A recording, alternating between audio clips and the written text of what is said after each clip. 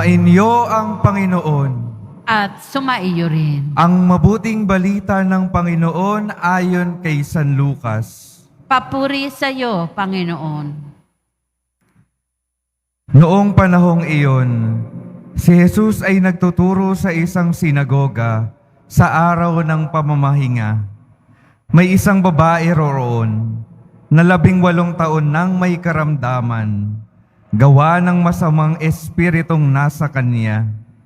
Siya'y hukot na hukot at hindi na makaunat. Nang makita ni Jesus ang babae, tinawag niya ito at sinabi, "Magaling ka na sa iyong karamdaman." At ipinatong ni Jesus ang kanyang mga kamay sa babae. Noon di nakaunat ito at nagpuri sa Diyos. Ngunit nagalit ang tagapamahala ng sinagoga, sapagkat nagpagaling si Jesus sa araw ng pamamahinga. Kaya't sinabi niya sa mga tao, "May 6 na araw na inilaan upang ipagtrabaho. Pumarito kayo sa mga araw na iyan upang magpagaling at huwag sa araw ng pamamahinga." Sinagot siya ng Panginoon, "Mga mapagpaimbabaw, hindi ba't kinakalag ninyo sa sabsaban ang inyong baka o asno at dinadala sa painuman kahit araw ng pamamahinga? Ang babaeng ito na mula sa lipi ni Abraham ay ginapos ni Satanas sa loob ng 18 taon. Hindi ba dapat na siya'y kalagan kahit na araw ng pamamahinga?"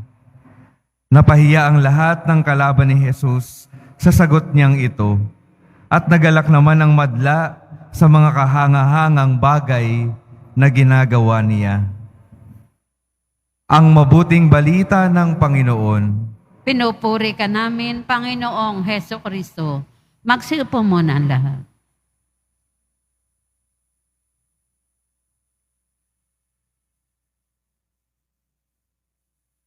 Magandang umaga po sa inyong lahat at maligayang pagdating sa tahanan ng ating mahal na pong Jesus Nazareno.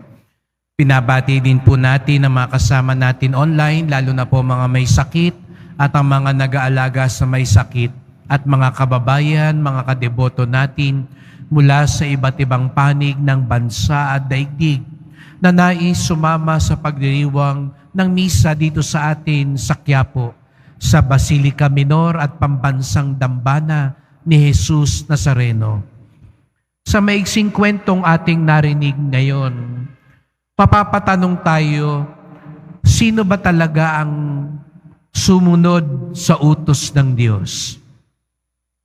Narito si Jesus na nakakita ng isang babaeng may sakit ng 18 taon, na nakakunot na hukot at hindi na makaunat. Samantalang narito naman yung tagapamahala ng sinagoga na nagalit sapagkat lumabag si Jesus Nazareno sa araw ng pamamahinga. Opo, para sa mga Hudyo, ang araw ng pamamahinga ay sagrado. Hindi ka dapat gumagawa ng kung ano-anong bagay. Kahit maglupi ng pinaghigaan mo, magwalis, kahit magluto.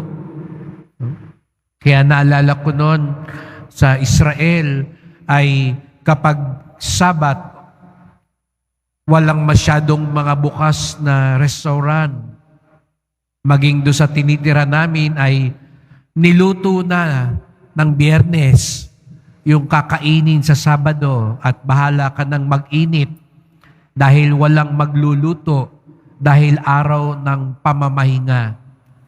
Ito'y batay sa kanilang paniniwala na ang Diyos ay namahinga matapos likhain ang sandaigdigan.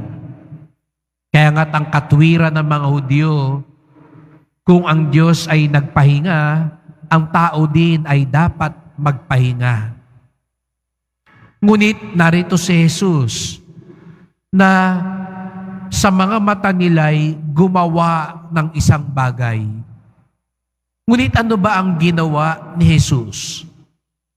Nagpagaling, nagmalasakit, tumulong sa isang taong 18 taon nang nahihirapan. At ang ginamit pangang larawan ni Jesus Nazareno, 18 taon nang nakagapos kay Satanas. Kaya nga sinasabi niya sa mga taga-sinagoga, ito ba'y taliwas sa utos ng Diyos? Ito ba'y kabaligtaran ng ginawa ng Diyos? Opo, na mahinga ang Diyos ayon sa banal na kasulatan. Pero natitiyak natin, hindi namamahinga ang malasakit ng Diyos. Hindi nagpapahinga ang pagtulong ng Diyos. Kaya nga kayo narito, kaya tayo nagsisimba. Kaya nga dito sa Quiapo, kahit hindi Biyernes o Linggo, marami pa rin tao. Marami pa rin pumupunta sa Kanya. Kasi alam natin, hindi nagpapahinga ang pagmamalasakit ng Diyos. Siguro nga, may mga ibang gawaing dapat ipahinga natin. Lalo na tuwing linggo, tuwing araw ng Panginoon. Pero kailanman hindi nagpapahinga ang ating pag-ibig, ang ating pagtutulungan, ang ating awa at pagmamalasakit. Kaya nga't sa bandang huli, sino ba talaga ang sumunod? Si Jesus Nazareno na para bagang lumabag, o yung mga taga-sinagoga na hindi naman pala puspos ng malasakit. Sumusunod lang sa batas, pero walang malasakit. Tumutupad lang sa mga utos ng Diyos, pero walang pagmamahal. Ipagdasal din natin, mga kapatid, pwede tayong magsimba, pero walang malasakit. Pwede tayong magdasal, mamanata, magsakripisyo, pero walang pag-ibig, walang pagtulong. Tandaan po natin, ang pinakapuso ng pagsunod sa Diyos ay pagtulad sa Diyos. At kung meron man tayong dapat tularan sa Diyos, dapat tularan kay Jesus Nazareno, walang iba kundi pagmamalasakit, pag-ibig, at pagtulong, lalong-lalo na sa mga nangangailangan at sa ating kapwa.